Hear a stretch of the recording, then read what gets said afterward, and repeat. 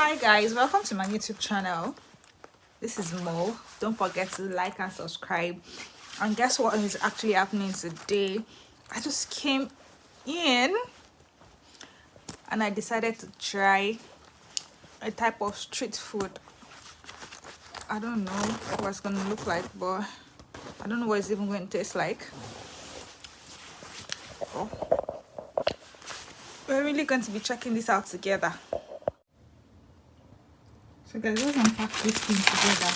It's called rice and tokas or something. Please, if you know what this is, can you see? I don't know, but I'm actually a fan of trying something new. I don't know if you guys can see properly. Oh, I think there's rice or kind of stuff in it, but I'll be sure to give you feedback. So guys, this is what it looks like. Can you see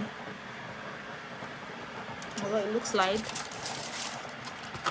Please, I used to have this bad expression on my face when I'm tasting food, so please, this is long rice.